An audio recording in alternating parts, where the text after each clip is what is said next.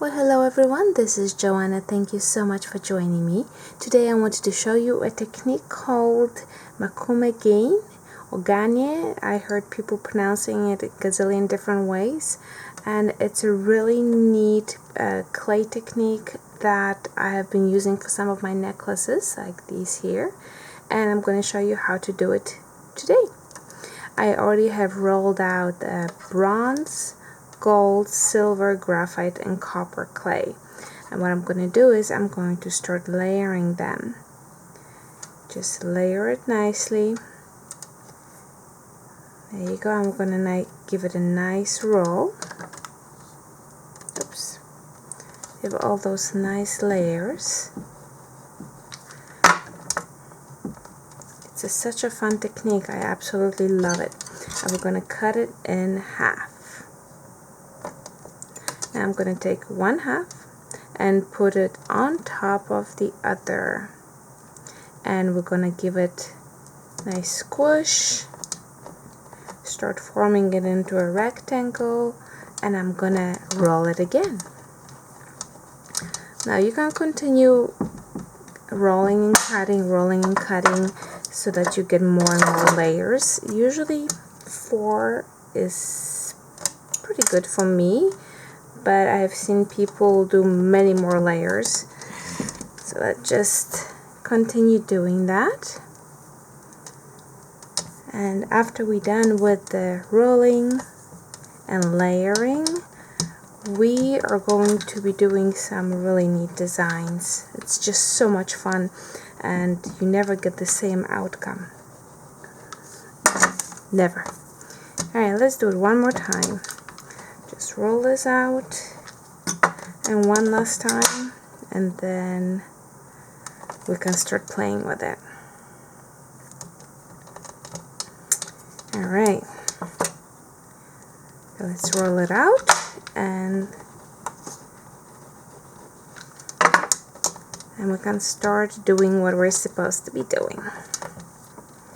And that's going crazy and adding a ton of different design to it. So let me grab my cutters, which I forgot to get ready.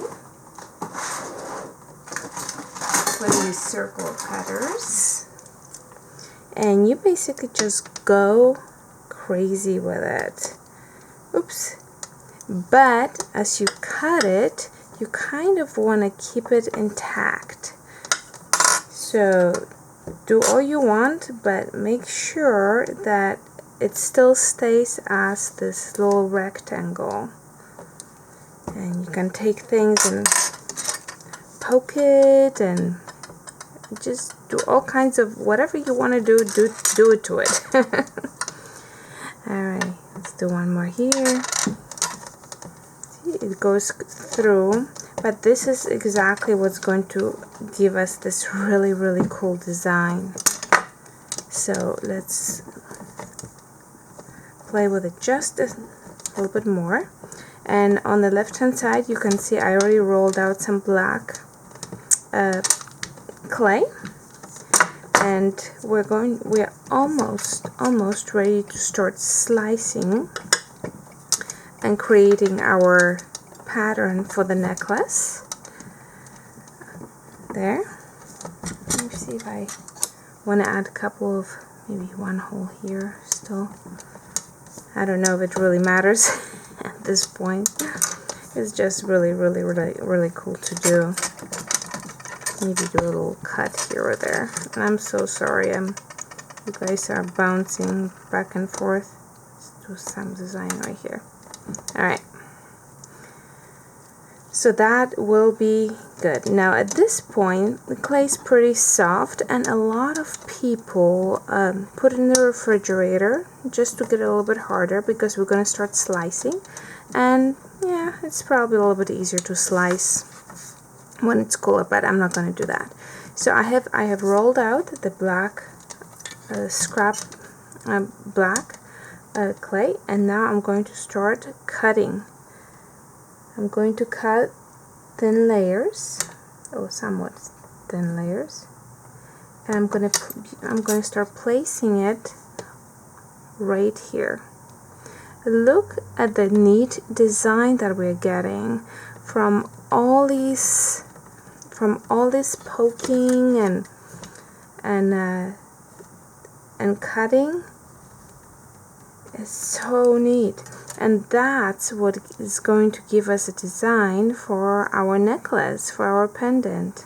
Isn't it cool, all the different colors? Let's slice a few more. And the thing is that you can just keep this block of clay in a Ziploc bag. It's not going to dry out, and whenever you want to do some more pendants with it, you can just slice some and do it. But look at the design. Look how cool this is. You see that? I mean, those were just layers of clay a minute ago. Alright, so we're just gonna cover as much as we can, and then you can just take it and really use those slivers, like for example this one here, and make a pendant out of it and just be done with it and have that be the pendant.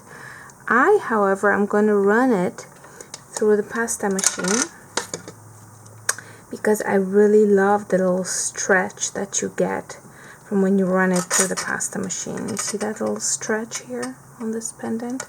I love that. So I'll run it and we'll see what we get, and then we can get working on the pendant. Okay, this is the last sliver. I'm going to leave the rest for later.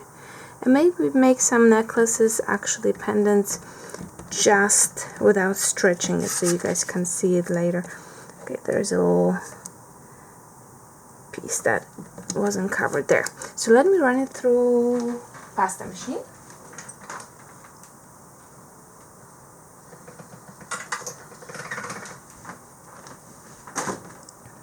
And there you have it. Look how neat this is. I absolutely love it. Do you see the stretch that I'm talking about? It's just so cool. Alright, so now let's get cutting. What I usually do is I kind of eye it. For example, this one is an interesting one. You can continue stretching it if you want. You can go to the next level and then the level after that, so that you have even bigger stretch. I'm just gonna stay at this. Let's see, where do I want to dig in? How about here? Do you see how I layer? I know that I'm going to be cutting a design that is kind of triangular, so I'm kind of aiming for the tip right here, so I have an idea of how much to bend the blade, so I know where the center is. So I'm going to give this a little slice here, and you may have something that will cut a design for you already, and you should certainly try to use it. I'm just showing you what I have and what I have been using. So this is what we have here, and I found this little cutter, and this cutter works fantastic, but you obviously don't need to use a cutter. You can just cut it out by hand. So I'm just gonna cut that out and kind of stretch the sides. Let's see what we got. Right, so that's what we have. Now remember the bottom of the can? That's my little baking dish. I love the little rounded top. It gives a really nice touch to all the pieces that I make. So now you're just gonna lift it up, give it a tiny little twist,